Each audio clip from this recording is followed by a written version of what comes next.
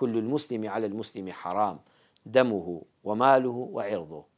کە تۆ مسلمانی ئەو خەڵکانش لە دەوروبەرتن مسلمانن، ئەو مرۆڤانی لە دەوروبەر دیشتن ئیماندارن، سێ شت حرامە لەسرت بەرامبەر بە خەڵک مەیکە.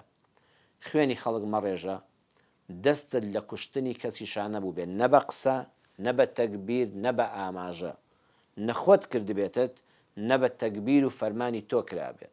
خوێن ڕشتن لە ژیانتان نەبوو بێ. بەخوا هەر کەسێک گەیشتە قۆناغی سەرەمەرگ و مردن، خوا ڕەحمی پێکردبێ، دەستی بە خوێنی خەڵک سوور نەبوو بێ براوەیە. دووەمیان وەمال و ماڵ و سەروەت و سامانی کەست لا نەبێ، دزین نەکردبێ، غەشن نەکردبێ لە بازاڕە، سوێندی بە درۆ نەخوارد بێ و خەڵکت نەخەڵەتان بێ لە مامەڵەدا. ڕۆژگارێک بازاڕت گەرم بوو خەڵک متمانی پێت بوو هەر بە سوێندی بە درۆ خەڵکت دەفری و دەدا، دەستت دەبڕی، قۆڵت دەبڕی، ئەمانە نەهات پێتە ماڵتەوە. تاڵانیت نەکردبێ، ماڵی دایری حکومەتت نەخواردبێ، دزی نەکردبێ، گەندەڵیت لە کارەکەتدا نەکردبێ، موچەی بندیوارت وەرنەگرتبێ، موچەکەت حرام نەبوو بێ بەوەی کە حەزت کردو خۆل لە کار دزیوەتەوە و کەسیش چاودێری نەکردو یان چاودێرەکە لە تۆ خراپتر بوو بۆی نەیتوانێت محاسبەت بکە.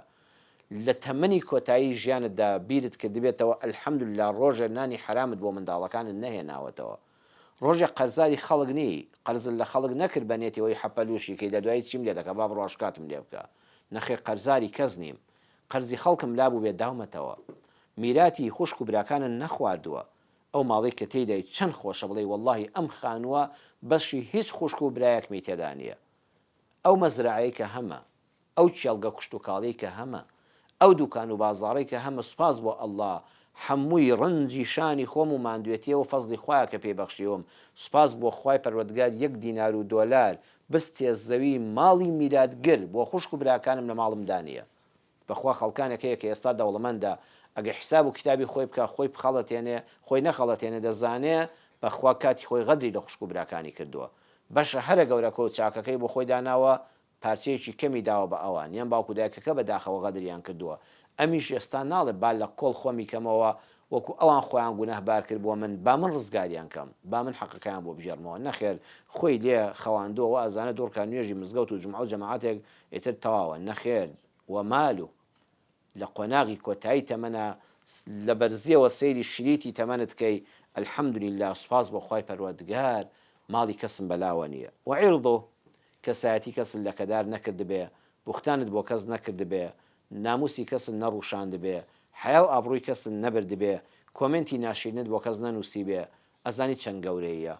لە کۆتایی تەمەنە بەو زمانەی تۆ بەو پەنجەی تۆ لەسەر فەیسبوک بەلایک و کۆمنتی تۆ ئابڕووی خەڵک نەبرابێ، بوختان بۆ کەس نەکرابێ، حیای کەس نەبرابێ. خۆش بە حاڵی ئەو کەسەی تەمەنی ئاوا بە خاوێنی دەباتە سەر. ئێمە خوای پەروەردگار بمانجێڕێ یەکێک لەو کەسانەی کە تەمەنیان بە خاوێنی دەبەنە سەر و دنیایەکی جوان بەڕێ دەکەن و بەهەشتی خوا جێگایانە. دوعاشمان ئەو ئاەتە قورئانیە بێ ربنا آتنا في الدنيا حسنة وفي الآخرة حسنة وقنا عذاب النار.